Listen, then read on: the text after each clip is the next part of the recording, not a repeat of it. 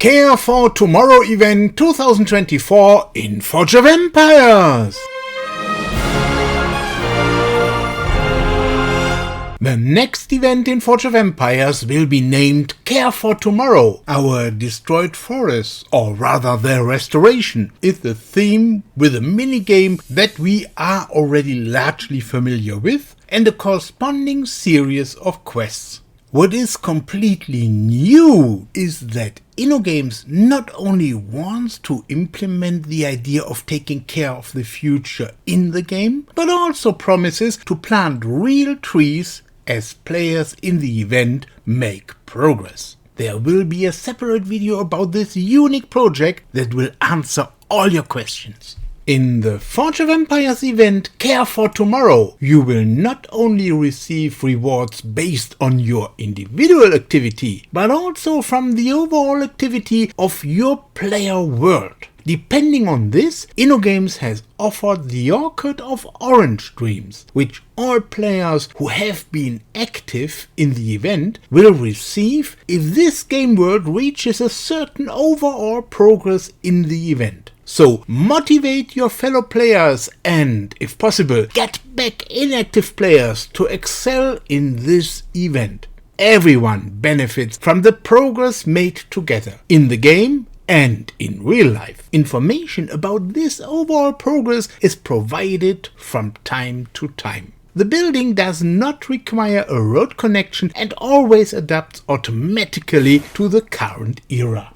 The event is initially about getting workers. At the start of the event you have 120 workers and receive a further 80 workers when you log in for the first time each day. Then there are 34 instant quests, each of which earns you 100 workers. I have already shown you how to complete these instant quests in a separate video and gave you lots of general tips on how to complete quests quickly. I had already completed them all by midday on the first day. After that, there are 21 daily quests, each of which yields 170 workers. On the 8th day of the event, there will be another challenging mini-quest, which itself has great rewards and also helps you to boost your success in the event. Even for those who may not be able to complete this mini-quest due to time constraints, I highly recommend tackling it. It is well worth it.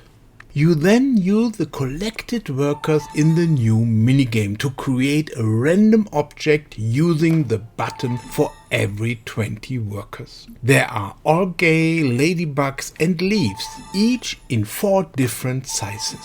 In principle, all 3 types of objects can be created, but small sizes have a higher chance than larger objects. On the playing field, we initially see the different objects behind a pane of glass, so that we can't get to them at first. If you have created a new object using the workers and you see an object on the playing field that is identical in color and size, you can merge these 2 identical objects. This enlarges the object and exposes it. This means that the newly created object can be used immediately to uncover further objects, which will then also become 1 size larger. First tip: the aim is to uncover as many objects as possible with a minimum number of workers. Unlike generated objects, every algae, ladybug and leaf on the playing field has either the upper or the lower part of a key symbol. Second tip: don't waste workers in the hope of creating more objects with key symbols. It is very important to combine objects in such a way that an upper and a lower part are brought together to form a complete key symbol. Third tip: combine complementary objects to create complete key symbols. Algae, ladybugs and leaves with a complete key symbol can then be converted on the playing field, it as redeemed for keys. Therefore, the color and size of the combination must match, and the upper and lower parts of the key icon should complement each other. Keys can be created for objects of all sizes, but the larger an object is, the more keys you will receive for the conversion. For example, there are 2 keys for objects of size 3 with a complete key symbol, but 6 keys for objects of size 4. You can also merge 2 objects of level 4, which may be necessary to join the upper and lower parts of a key. However, the result is again an object of size 4, which is all that is possible. So you only do this for surplus key symbols in order to collect the prizes associated with revealing them or to complete the playing field. 4th tip: only merge size 4 objects in sensible cases. In order to be able to reveal a size 4 object before the end of the playing field, it is advisable not to redeem an algae, a ladybug and a size 4 leaf immediately, but to keep them for the time being so that you can use them to reveal other objects. 5th tip: do not redeem one object size 4 immediately. You can reset the playing field if objects are still hidden, but there is an additional reward for uncovering all objects on a playing field. The first reset on a game day is free. All further resets cost workers. Initially 40, then 40 workers more than before. 6th tip: if you have to reset, then use the 1 free reset every day if possible. Incidentally, no keys are lost during a board reset. You shouldn't get too stuck in one playing field. At the beginning, you can typically free 2 fixed objects on the playing field with 1 generated object. This chance decreases as you work your way around the playing field. Instead of always having the ambition to complete every playing field, it is better to start a new playing field. As mentioned, the first refresh is free, and I also recommend using the refresh every day, which costs 40 workers. This creates a reserve for the 8th day with the mini quest. After that, you can even use the 3rd refresh depending on your supplies. 7th tip: use the free and the 40 worker refresh every day. The daily challenges are again very important for this event. It helps a lot to complete them every day. You usually get 10 keys in one of the 3 colors or 100 workers with a 10% probability. Statistically speaking, that's 200 workers and 190 keys, which together provide a huge tailwind in the event. 8th tip: complete all daily challenges. You will also receive 1 red key at the start of the event, which can then be redeemed for the first reward with the 2 keys received in the tutorial. The chests on the right hand side can now be opened with the keys. Each chest contains a reward from a list, including the daily special, with a certain chance. The first chest opened in a day contains double the reward. This also applies in the case of the daily special.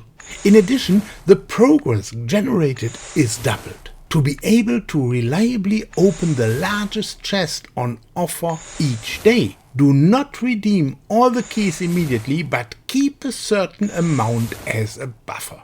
9th tip: open at least 1 crate every day in the minigame. By creating and combining objects, you receive 1 progress point each. By opening chests with the keys you receive, you will gain up to 27 further progress points on the way to the next grand prize. The better the chest, the more progress you make.